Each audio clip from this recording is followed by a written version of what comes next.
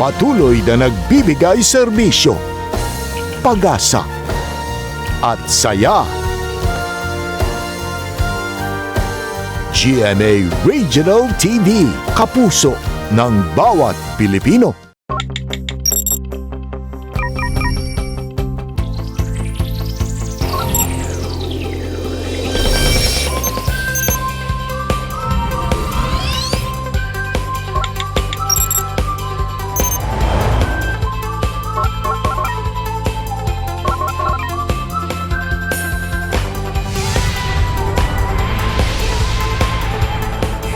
Kini ang GMA Regional TV Live. Mayong buntag, mayong pagmata ka natong tanan. Welcome sa GMA Regional TV Live nga inyong makita matag Lunes hangtod sa Biyernes. Nindot kapuso kung atong pagasugdan ang atong kabuntagon dili lang sa pag-exercise o stretching baka kundi lakip na sa meditation.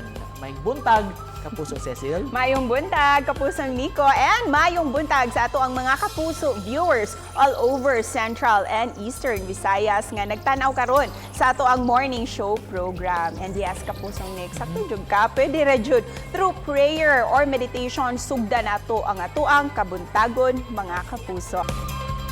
Karong taon-taon, atong mahinabi si kapuso artist Matt Lozano. Ug sayran ta ang iyahang kasinatian. Dihang na-diagnose siya sa COVID-19 uban ang pipila ka mga sakop sa iyahang pamilya. Ug karong taon-taon, ato sa mahinabi ang usa ka opisyal sa Cultural and Historical Affairs Office sa Dakbayan sa Sugbo aron maghisgot sa kamahinungdanon sa sinulog nga nahimo ng parte sa atuang kultura. Ato sab nga mahinabi karong taon-taon usa sa mga ilado ug respetado nga art advocate nga gikan sa pamilya nga mikulit na og pangan sa teatro. Hatagan ta niya og halapad nga kasayuran kabahin sa sinulog labi na gyud kini mga dance steps niini.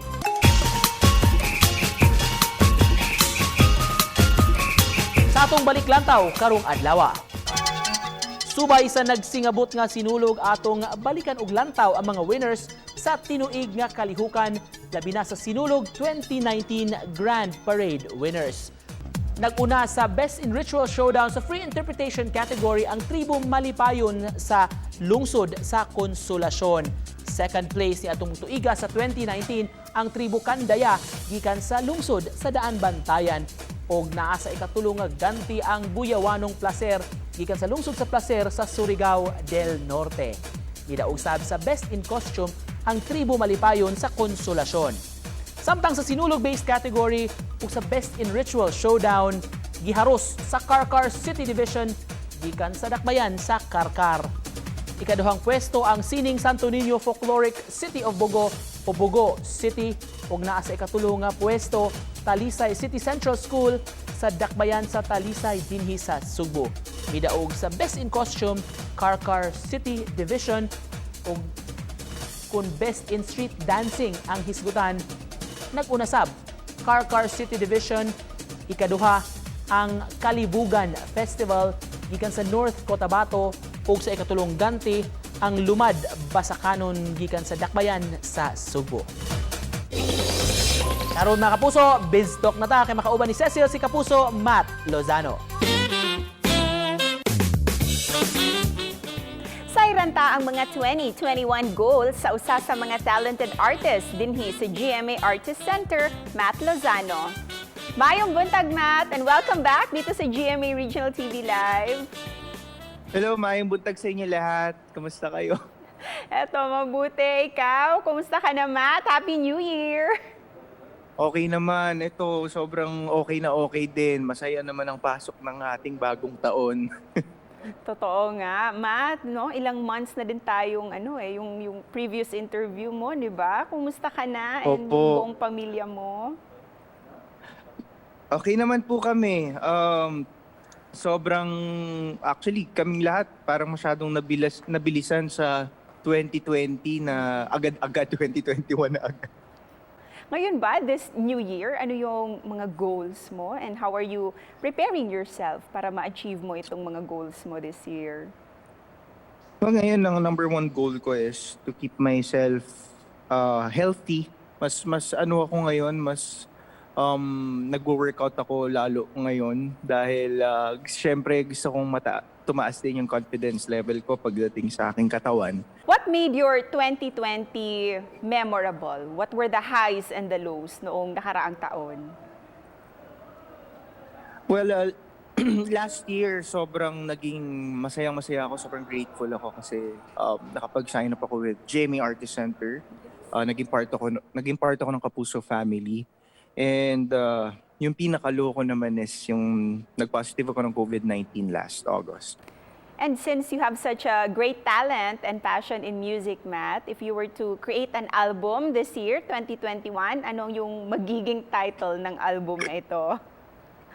Wow, hirap ng question. Siguro kung magkakaroon ako ng album this year, gusto ko One Step Closer. Bakit yun yung title? Kasi one step closer para makamit ko yung mga goals ko sa buhay. And of course, this 2021, what would be your song this year? At baka naman, can you sing us a few lines of that song? You were just a dream that I once knew. I never thought I would be right for you. I just can't compare you with anything in this world. You're all I need to be with forever more. Nice, Forevermore, one of my all-time favorites. Thank you for that song, Matt. So please thank and Thank invite you. our viewers sa mga upcoming projects mo and of course, your social media accounts. Yan ang una sa lahat, gusto kong pasalamatan ng GMA Regional TV Live for inviting me na ma-interview ngayon. And yun, gusto kong imbitahan lahat ng mga viewers natin na please like my Facebook page and also follow me on my Twitter and Instagram account at Matt Lozano Music. And every week nagpo-post ako ng mga bagong mga song covers sa aking YouTube channel. So please subscribe kayo sa channel ko. Hindi ko kayo bibiguin sa lahat ng mga pinopost ko doon. And ayun, looking forward sa mga projects ko this year. So abangan natin. Maraming salamat sa lahat. Thank you. Ug mga kadto si Matt Lozano, mga kapuso, nga mipaambit sa iyang kaandam sa mga umaabot niyang proyekto dinhi sa GMA Network. Ug mubalik pa ang GMA Regional TV Live. Kini ang GMA Regional TV Live.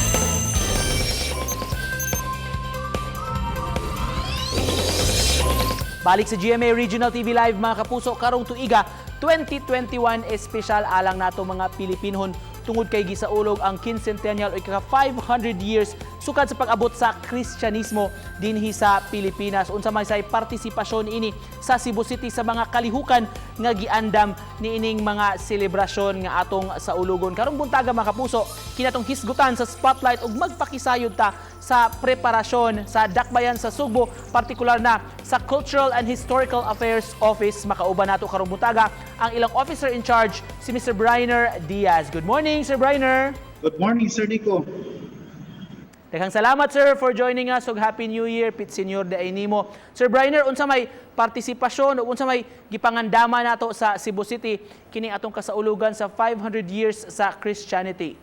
Yes, Sir Nico, gawas ni Ana, natay giandam karon nga 100 days countdown ato nang gi-launch ni atong December 28, 2020 din atong gi-countdown ni ang 100 days before sa pag-abot sa Magellan Elcano Expedition dinhi sa Sugbo. Atong kahinumduman, Sir Nico, nga niadtong April 7, 1521, udtong tutok ni Dunggo ang ekspedisyon ni Magellan ug ni Sebastian Elcano dinhi sa Sugbo. Mao na nga ato nang i-celebrate po niya dinhi sa Dakbayan ang pag-abot nila sa April 7, 2021, 500 years na nga pag-abot nila dinhi sa Sugbo. Muna doon na po giandam ang National Historical Commission of the Philippines ug ang NQC nga marker nga ato niya nang tukuron iyang dapita sa Plaza Sugbo mo na atong i-unveil anang adlaw agi og pagtimaan anang adlaw pag-abot sa Magellan Elcano Expedition dinhi sa Dakbayan sa Sugbo. Asa particularly sa Plaza Sugbo ang marker ibutang Sir Briner diha ba gyud sa may Magellan's Cross?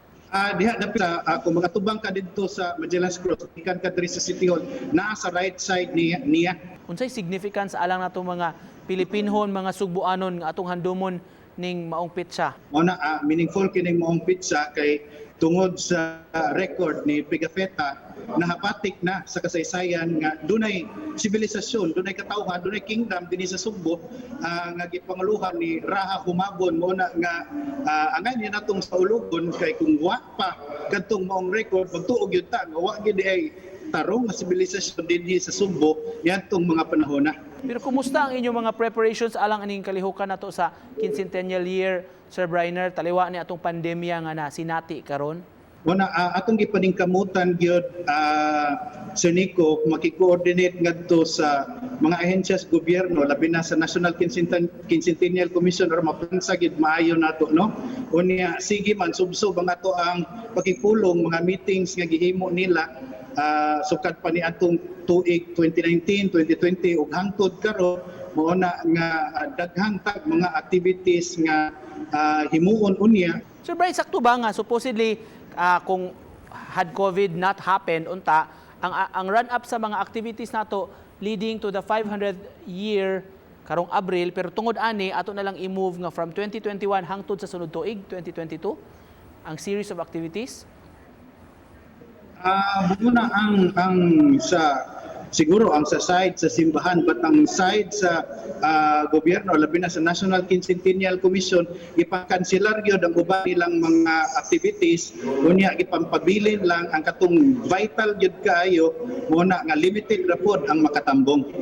Para ninyo sir kani atong kultura atong pagtuo of course kuan pa man kaini well practiced pa gyud nato ning mga Sugbuanon pero mas gikinahanglan ba nato nga mas palapdan pa gyud nato ning information o pagpaambit ini labi na sa mga kabatan-unan kining mga new breed of kinahanglan jud no atong palapdan gyud ang atong labi na sa information campaign nato kay karon gud gibaw ta ang culture nato pwede nato ma-assimilate pwede mo wagtang pwede maghimo buta og bag-o apan ang atong naandan ug ang kultura sa mga atong katigulangan ato untang i-cherish kay itong moong kultura mao gyud ang atong identity. Unsa pa maagi aron dili gyud makalimtan ni atong kultura ug mga tradisyon, Sir Briner?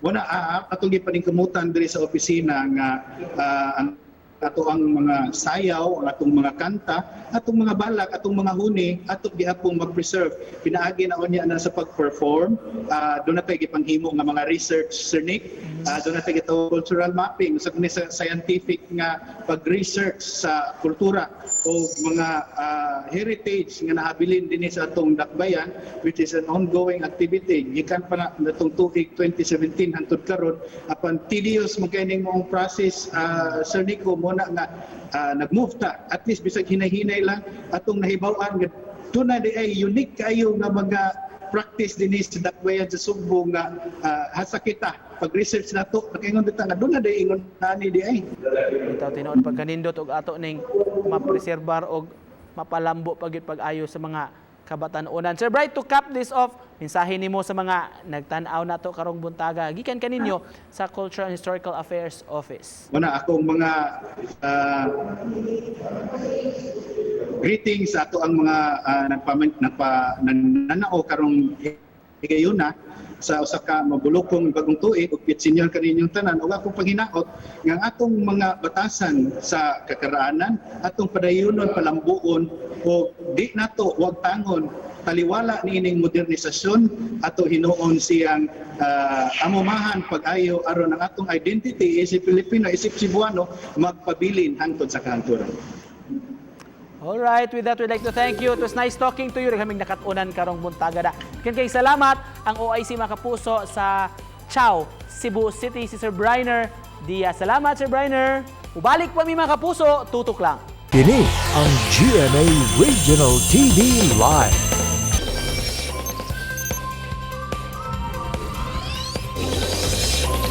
Balik sa GMA Regional TV Live, mga kapuso, samtang nagkaduol ang Fiesta Senior. Ma-highlight na sa nato kining hugot nga debosyon nato ngadto sa Balaang Bata. Labi na kining atong naandan nga paghalad og sayaw alang kaniya subay sa atong mga pangaliha og mga pangindahay. Unsa may kasaysayan, mga kapuso, ni ining paghalad ato og sayaw sa Senior Santo Niño. Kaya itong pakisayran karong buntaga makauban nato sa ka-educator o arts advocate si Ma'am Mary Rose Maghuyop. Good morning, Ma'am. Good morning, Nico, and good morning sa tanang viewers. Thank you so much for joining us this morning. Kanimo, Ma'am, og Pit Senior. Unsa may sinugdanan aning atong paghalad og sayaw kining gitawag nga sinug dance steps. Unsa may kasaysayan ani Ma'am Mary Rose? Our Sinulog Festival is a very interesting topic, no? Actually, it is very historically entrenched. Pag-abot, we all know about the history of Magellan, the bringing of the image, and what happened next. You know, as they say jokingly, we killed our first tourist, no, namatay na Magellan, but the gift to the Queen, Juana, was left behind. And this is what historians believe is the image that Juan de Camus, tao na sa ni Legazpi, mauni iyahang nakitaan in the ruins of the settlement of Cebu nga ilahang isunog when they came back in 1565. So, ang devotion to the Santo Niño, we cannot help but talk about it because this is actually where the Sinulog comes from. It is the reason for the Sinulog celebration. Ang kaning sayaw noon, giingon sa historians nga hagbay ra ni siya ang atuang expression of using our bodies. No? Kay bisan pag sa pag-abot pa lang ni Magellan, they already noted that they called us the natives, no?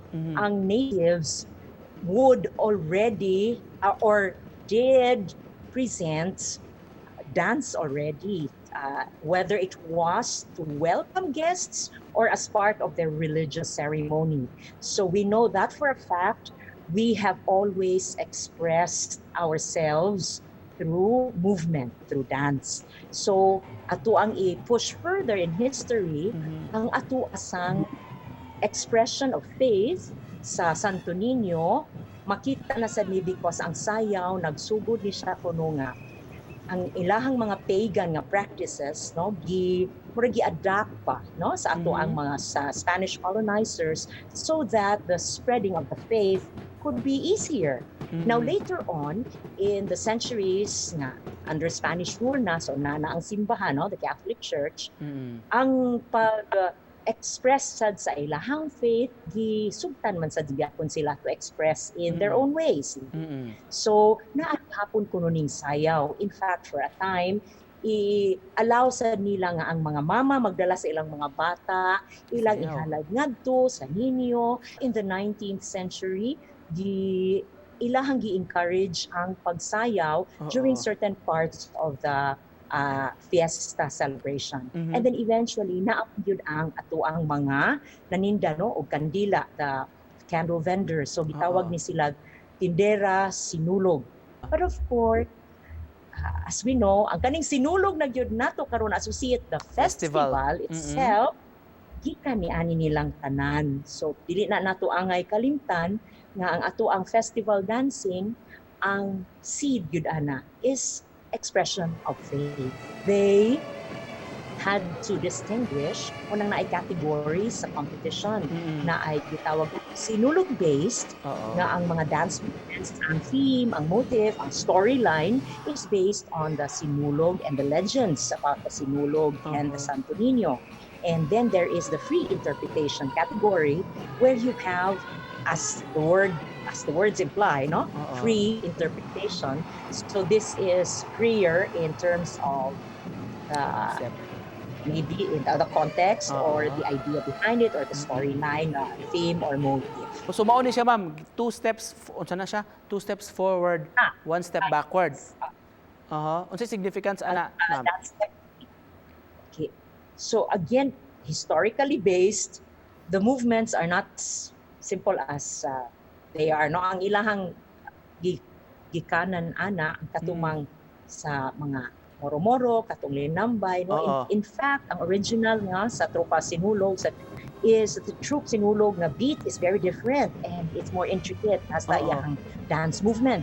And then kaning sa tindera po, yes, you can see nga muna ang forward and backward. Backward, One oo. foot in front and back and forth. If you look at the dance, ang munang makita gyud nato nga ang recognizable dayon nga forward, no? Oo. 2 steps forward and 1 step back. Ano ito sa personal nimo nga istorya? Ikaw, you come from a family nga into theater o dance, ma'am. Unsa may kanang significance pud para nimo kaning imong pagsayaw alang kang Senior Santo Niño?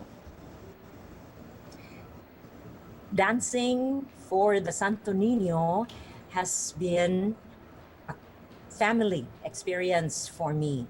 Okay? Pagsugod na mo ani, we started dancing no mga 12 years ago upon the invitation of Dax Barlaan to join the Confradia del Santo Niño in the Basilica. Through the years, nagkinahanglan og mga additional, depende lagi sa theme.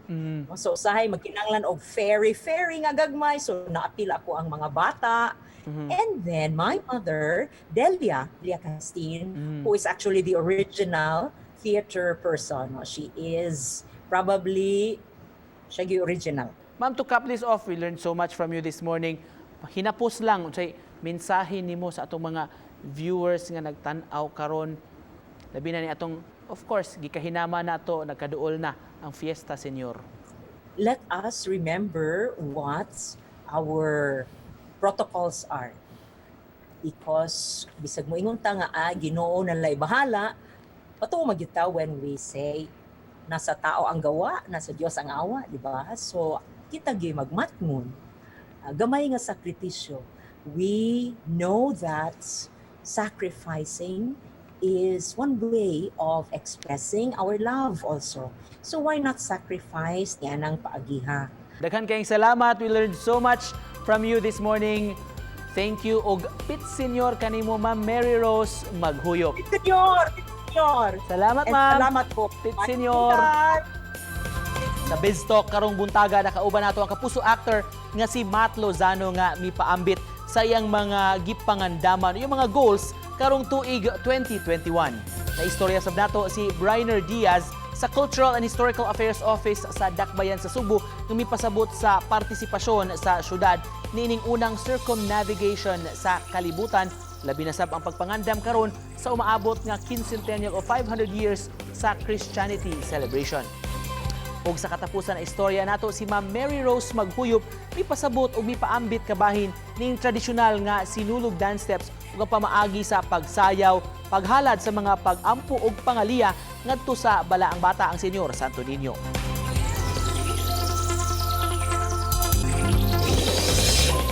Kultura og pagtuo man gid ato ma-highlight ani panahon sa Fiesta Senior Silog Sinulog. So nindot sad nga magbalik lantaw tani makatunan sa tong mga kabatan-unan. Sakto jud nga mahibalaan po labi na sa kabataan nga no nga hangtod karon ato adjong gi-practice ang ato ang mga traditional nga sayaw, kining sinog, asa jud ni gikan and so on. Ug mapasa gyud pud kanila sil, di ba? Course. Practices. Yes. Busa mga kapuso, karong buntaga, doon na kami ibilin nga words of inspiration alang kaninyong tanan. A people without the knowledge of their past history, origin, and culture is like a tree without roots. Gikan sa usa ka Jamaican political activist, Marcus Garvey. Sa mga gustong mo preview pagbalik mong episode and more, please visit our official website sa www.gmaregionaltv.com. Pwede sab kapuso sa among official YouTube channel sa GMA Regional TV. Please click subscribe. Daghang kayong salamat kapuso sa inyong pag-uban, pagsalik sa programa. Thank you mga kapuso for watching our very insightful episode karong buntaga aron mas meaningful pagayod ang pagsaulog nato sa sinulog karong tuiga. Og more to come pa dinhi sa GMA Regional TV Live. That in all things, God may be glorified. Stay healthy, keep safe, og Pit Senior kapuso.